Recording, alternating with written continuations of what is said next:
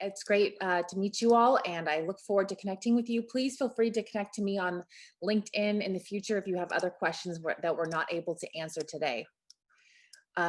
So let me just quickly jump on in. So today I'm going to talk about a six-point checklist for branding and packaging success in the US retail market. And Eric already mentioned that I have a ton of experience. I've received awards for products that have been launched in the frozen food category, in dried food, in tea beverages, worked with big international brands and lots of US retailers. So I have a ton of experience launching products, so I know what it takes. And I've worked with a lot of international companies, so I know some of the unique challenges you are all facing. So let's talk about what those six key checklist things that you need to do to make sure that your branding and packaging is ready for the US retail market. The first thing you need to do is always have a big picture strategy, and it needs to be a time that you set aside to really understand what you're trying to do here. And when it comes to sales, I do consulting and help people to grow, and there's always two problems when it comes to growing your sales. The first one has to do with the science of sales. There is something called the law of large numbers, which is how we develop statistics.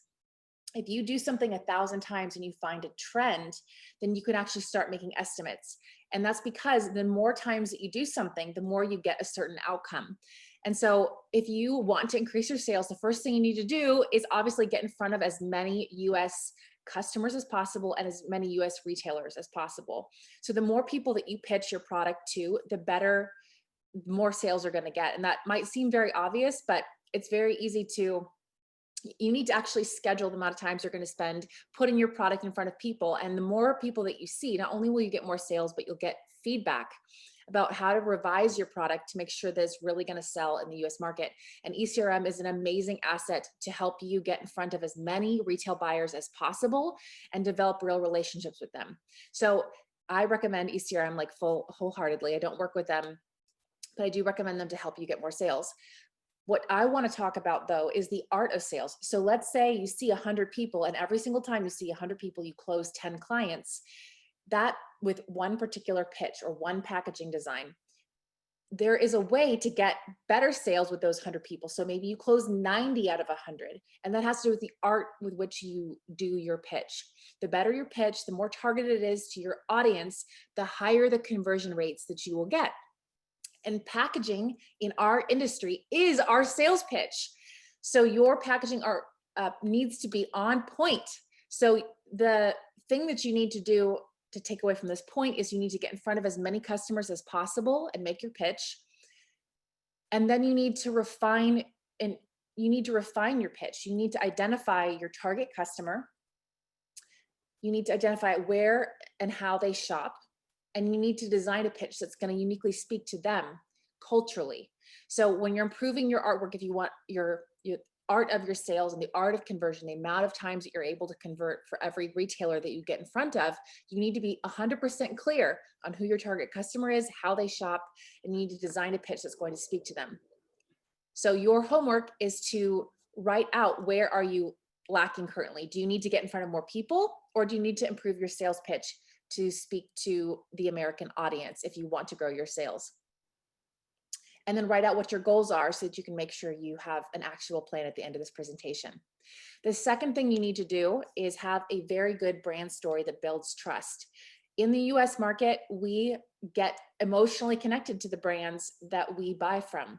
We don't like to buy things that are knockoffs, and that we do that sometimes, but the brands that have longevity, that have the highest net worth, that can charge the most for their products, we have emotional affinity to. And that is what a brand is. A brand is an identity that your customer puts to your product. So you need to develop a brand, and a brand is related to trust, and that has long-term net value for you as a brand owner.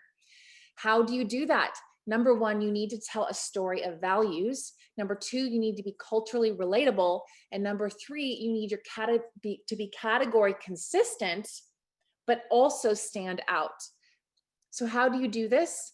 To tell a story of values, this is your homework. You need to write out a romance story. So have 1 to 3 sentences that describes what your company is and why you make the products that you do. I need to believe that you as a company are intentionally creating things to serve me as the customer.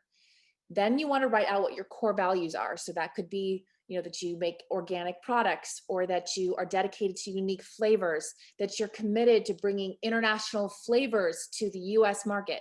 Write out what your core values, and then select 3 to 5 call outs that you're going to use to really help define and summarize all of those things that will be on every single product that you have. For example, every product that we make is Japanese. Every product that we make is going to be kosher. These call outs are things that help a customer quickly identify who you are and have trust in your company.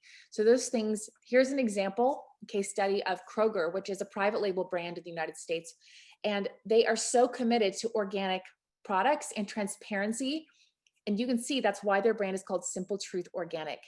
And they've made it super clear what their values are. And you consistently see call outs on the front of their packaging. They are always on the back making really clear claims about who they are. And the value of being so simple and so straightforward is that American customers are going to get a very clear understanding of who you are, and that will build trust. Another example is gluten-free with Aldi. This brand, Live G-Free, in America, this is a trend, a cultural trend, is that we have a lot of allergies to gluten and we don't trust gluten, so we're trying to remove it from a lot of our products. You may not have that same trend in your country, although it is a rising global trend. So Aldi decided to make a brand only committed to gluten-free products. And the advantage of it, again, is that a customer is going to quickly identify your core values and therefore have more trust. To be culturally relatable, you want to look at social media influencers, you want to research keyword trends in the US, and you want to shop US stores and start taking notes of the things that you're seeing selling in these locations. And you want to find a way to position your product to be relatable to that. And I want to give you a case study. So nori is dried seaweed, and it's very popular in Japan, obviously, for making sushi. And the American market, we love eating sushi, but at home, we don't typically buy and make our own sushi. So this product is awesome, very popular for people when they want to have a special night out or when they go to a restaurant, but the average consumer would not think of buying that because it's not culturally relevant. So if you had this brand, you can see on the left-hand side is the Japanese version, on the right is the American version of the same brand, specifically selling sushi to people who want to make sushi at home. But there's not as much volume as you might think. However, there's a huge trend for keto and healthy vegetable related snacks. And so some incredible brands have taken a key, noticed this trend and pivoted this product to be able to reach them. So these are snacks, and Americans are buying these like crazy. This becomes an everyday item that parents are putting in their snack packs for their kids. They're taking to work. People who are in diets are now eating this. And it's literally just the same product chopped in pieces and put into different packaging. How hard would that be for you as a brand owner to consider just changing the packaging? It's very, very simple.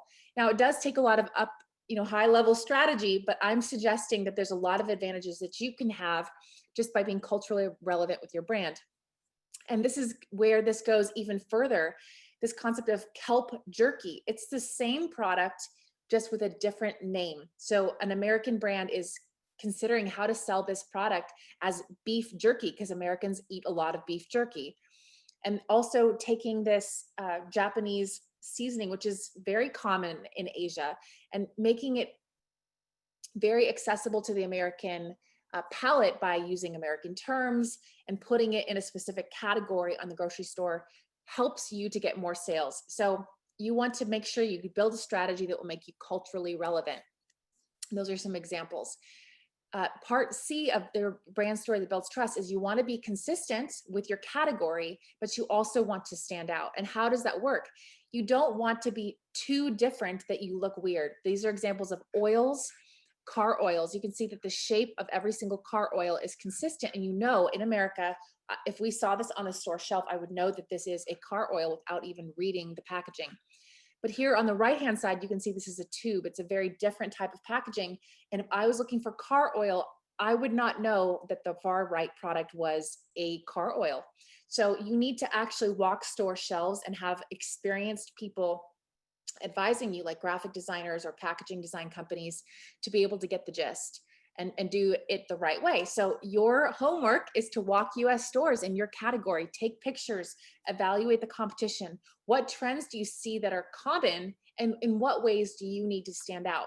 Ways that you can comfortably stand out has to do with colors, branding, packaging, artwork. But the nuances of this can be difficult for someone who's not from a certain country. So you're going to want to hire a design company or a consultant who could help you to make sure that what you're doing is going to be relatable to building trust in the US market. So the third way, and I'm sorry we're rushing through, but we only have 30 minutes and I want to get you a lot of information. The third way that you want to develop success is through your packaging artwork. And the key is you want to grab attention. So that's your first most important piece. And then number two, you want to communicate to your customer in a visual language that they can understand. So all of us understand the concept of speaking a different language. Packaging not only needs to have different language written on there, but also there's visual cues that we find relatable in America that may not be attractive to a different culture. So one of the things you want to keep in mind is that the human brain, no matter what country you're from, is the same. We all process information in the same format. First, we see size, so relative size. Then we recognize colors. So that could be contrasting or similar colors. Number three, we recognize shapes. Number four, symbols. And number five, words. So what does that tell you as you design your packaging? It means you need to first focus on the size of the designs that you're using, the colors, then shapes, then symbols, and then words for designing effective packaging artwork. And the way that we do that, obviously with packaging, you have your limitations of how large your package is. So you can't control much of that, but you can control the size of shapes on your packaging. You can control color. So color, we have a great article I wrote on ECRM's blog on color blocking. There's 2 articles up there written by Emily Page, that's me, with Joe Tarnowski on the ECRM's blog. So go read more about this, but you can use contrasting colors to really grab attention in the US market. In the US, we like big, bold, and loud. So bright colors I highly recommend, and you want to strategically pick ones that are complementary to grab attention. Here's a case study of Target Simply Balanced brand. Again, this is a private label brand, but you can see that they use consistency of color across all the products on their line. So these are all the same brand right here that have this teal color, and they're using these colors across categories. So that way the customer starts to recognize, this is a Target brand, Simply Balanced. They consistently have the same values. I recognize them. And the way that they stand out, so that's how they are similar with color. They stand out with these different colors inside, the interior colors that help you to understand that each thing is a different flavor in that category. Other examples, this is Safeway Lucerne's Dairy. They have different colors assigned to different fat grades of milk. So there's whole milk in red, 2% milk in green, 1% in yellow. And you can see that what's consistent across the brand is the design, the layout of the brand. So this helps to educate a consumer so that they're like, oh my gosh, I know this is a Lucerne dairy product. I know whether or not the full fat is going to be in whipped cream and in milk is going to both be red. Number 4, I want to talk about structural packaging. So that's the 4th way that you can build your retail success. So there's lots of different materials that you can sell your products in. And obviously the kind that you can use is sort of determined by your intended use. So if it's a beverage, if it's going in the freezer, if it's going to be shelf stable, you need to think about these things on the first get-go when you're developing your product. And if you ever want more advice about what type of packaging you can have, obviously you should reach out to my company, Pearl Resourcing. But a lot of things that are forgotten as we are developing products into a new market is that you can actually change the size or shape and intended use of your packaging, and oftentimes enter a new market, be sold in a different place or location in the grocery store planogram. And I'm going to give you an example here of some peanut butter. So what if you put peanut butter in a long stick, in a small stick, so that people could eat it on the go? What if they could have little squares of peanut butter and chocolate in a bag so it's bite-sized? What if they end up having a tear-off bag so they can squeeze it into their mouth on the go, or put it on a sandwich very quickly? Or what if they have them in traditional jars that are stackable? You could have them in different sizes depending upon what the customer's needs are. So you could sell the same product in lots of different locations in a store to lots of different customers depending upon their need, just by making a small change to the structural packaging. And the way that you attack this problem is, first you need to talk to your contract manufacturer, or if you are the factory, you need to talk to your packaging team, because you need certain machinery oftentimes to engage in different packaging, and it can change your throughput and your fill rate. So of course you need to have this strategy in mind. But I want to give you an example of a wild success story of this. This is Justin's peanut butter. In the United States, peanut butter was very an old school, traditional, always sold in these types of jars right here. And Justin's was trying to become a more popular, powerful brand that would be, known all over the entire United States. And the change that they made is that they took peanut butter out of jars and put them into these little tiny single-use pouches. If you've ever eaten American peanut butter, you'll know that when you stick it on a knife, it's very sticky. And so if you are trying to take a little bit of peanut butter with you as a snack, it's really difficult. It gets the bag all dirty, or it's just a lot of work. And so whoever owns Justin's thought of the idea of putting them in smaller pouches so that people could take them to go. And that caused them to skyrocket, because retailers started selling this at the front checkout. You can see here, this is the checkout of Whole Foods where I took this picture. They sold at the front of Starbucks. They sell these little pouches. Moms could put them in lunches. Athletes could take them to their workouts. This brand took off just by changing the structural packaging. And as you enter the US market, you're going to want to think about, how will people in America start using our products? And if you think of a different way, you might be able to gain some new market share. This is another great example of different structural packaging from Archer Farms Target. So this is, again, a private label brand. So you would see this in any Target all over the world, but this is their nuts and snacks collection. You can see here that this is a large bag. Here is a large bag with small individual grab and go pouches inside of the exact same product. And here is a family bulk size. So for the really large families that want to save money, they have a large rigid screw top pouch. And this is in the snack aisle. But this same brand also has products here at the checkout. They're individual tiny grab and go pouches of the exact same product. And they are also retailing it at the very end at an end cap, which is a very high. These two places in a grocery store have a lot of volume, a lot of foot traffic, because everyone sees the product, no matter if they're shopping for snacks or not. So by thinking of a different packaging, structure, you can actually convince retailers to put your product in multiple places in the same store, and therefore increase your sales velocity. You can think about lots of different materials. You could create a gift box, for example. You could do a shipper, which would go into the aisle and have your products in there. You could put them into corrugate boxes as bulk items. There's lots of different types of packaging that you could consider. So just keep that in mind. Even holiday packaging. In America, we're about to celebrate Christmas. And so a popular product would oftentimes have special little rigid gift boxes that would make it a giftable item. So think about these as resources to help you to sell more product.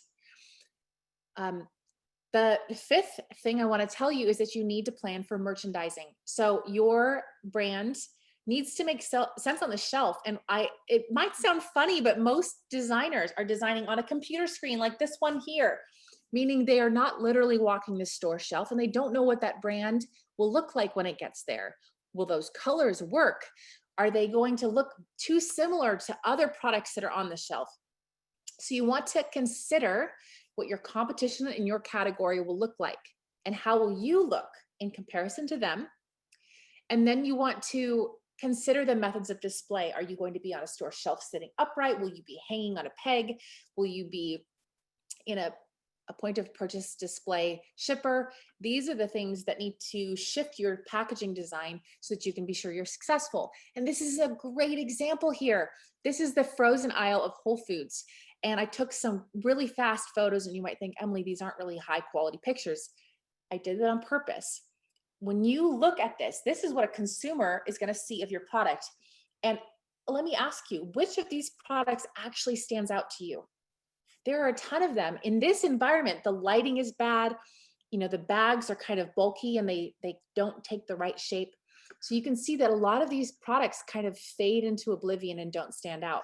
But products with bold colors, simple designs really do work well in the frozen food aisle. So if you are considering selling your products, you need to go and test things in the real environment. So you need to pay, I would recommend paying for printed mock-ups and going into those stores to see things. Or at the, if you don't have the time or money or resources to do that, you can at least look for pictures in your category. Search on Google for, you know, Kroger frozen food aisle, Whole Foods frozen food aisle, and then transpose with Photoshop your products onto those store shelves to see what your products would look like before you pull the trigger and start mass producing lots of things. So this again is another example. You can see that these type of design elements using circles and special shapes really draw attention, as does color, way before you can ever read any of the words. So go test things out and do your own test and research.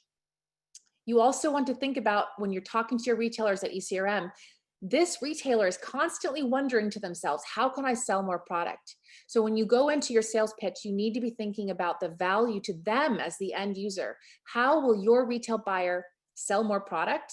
They don't want to sell your product. They want to sell, like, they don't want to be here just to help you. They need to help their customer. So you always want to communicate to your retail buyer where your product belongs, how you're going to help them sell, show them pictures of what it could look like on the retail shelf so that they have a lot of confidence. Hey, my product, your product will stand out well and my customers will like it. It will look attractive. And that is your objective whenever you're at an ECRM sales pitch, is to show the customer, which is really your retail buyer, how they can be successful. Show them where your product belongs in stores. Evangelize your brand so that you can increase your sales velocity. And my last piece of advice is to test and to get feedback. So it's totally understandable if you're in a different country. How in the world are you going to understand the full cultural nuances of an American market? You can't. There's not enough research or data that you can look up and get enough information. So the best thing you can do is to do some testing and then get feedback from actual Americans. So that could include hiring a consultant. Hey, I'm a consultant if you want to hire me, but there are a million out there. And ECRM can even recommend some people to you. Or hire an experienced graphic design team in the country that you want to sell, because they will know what things are trending and what is working. They can actually walk into a store if you're in India, and they can walk into a store for you in America and help you to figure out what's going to work. You can also do a panel in main target cities. We did that most recently with a UK company coming to the US, and we designed 3 different packaging designs for them, and then they paid for a panel to see which ones were most attractive to consumers in their target market. You can also do digital test splits where you can pay, there's companies you can pay to just show 2 pictures, and someone on the internet who's getting paid can give you survey feedback. You can go to ECRM. I've heard from Joe Tarnowski, who's a friend of mine at ECRM, that some retailers have actually gone to ECRM knowing that they wouldn't even launch their product for another year. They just wanted to show retailers their packaging, let them have samples, and ask for feedback. So if you hire a design company, they can design graphics, they can give you either printed, digital mock-ups, or you can pay to have printed mock-ups, and you can show them to the retailer and say, which one do you like the best? What would work well in your store? Get feedback, make changes, come back the second time and just nail it, knock it out of the park. Again, I believe bring presentations with a few options. That's another way, is that you can show a retailer before you do mass production what those concepts look like. Make sure they're printed and that they look real so that they can see you're ready to go to mass production. but that's a really smart way to save money and make sure that you're retail ready. And develop a few options. Have your design agency make 1, 2, 3 options that you can test and get feedback on before you pull the trigger. Don't be the only person making a decision about branding and packaging artwork, because your style, you're not in business to make something that you think looks cool. You're in business to make something that sells. So hire someone that you know you can trust to give you some great advice. So in summary, get clear on your big picture strategy. Number 2, be intentional with your own branding. 3, develop relevant packaging artwork. 4, find some unique structural packaging that can help you sell more product. Number 5, plan for merchandising. And number 6, test and get feedback.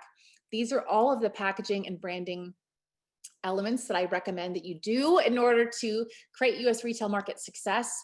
I just also want to close by reminding you, hey, sales is actually simple. You just need to have a plan. Number 1, you need to follow the science of sales, which is the law of large numbers. Get in front of as many people as possible, and you will sell product. If you meet 100 people and you sell 5 things per 100 people, then you just need to sell to 1,000 people to get 50 people who are customers. So don't be discouraged, be encouraged, get in front of more people. ECRM is a great way to do that. Number 2, improve your conversion rates by being better at pitching your product. That's the art of sales. And so that means if you see 100 people, instead of closing 10, you might close 50 people or 60 people. You will get a better conversion rate by being a better salesperson. And how do you do that? You need to have better branding, packaging, artwork, and really target it towards your audience. Having said all that, thank you guys so much for joining me. I'm again, Emily Page. I would love to invite you all to join me on LinkedIn and add me. I'm happy to be a friend. We don't have to work together for us to become friends. If you want to hire me to be a consultant, you can go to my website, emilyannpage.com. I also write a lot of articles for ECRM, so I highly recommend checking out the blog articles. If you're interested in packaging artwork, there's pearlresourcing.net. That's my branding and packaging design company. And lastly, I've got a lot of free cool articles on my website at emilyannpage.com and on YouTube. So that's called Start to Sold. You can read those free pieces of advice about branding, packaging. And I wish all of you a lot of success. And it's a privilege to be here with ECRM. I think ECRM does a great job introducing you to meaningful relationships. So I wish you all the best of luck and wild sales success in 2021.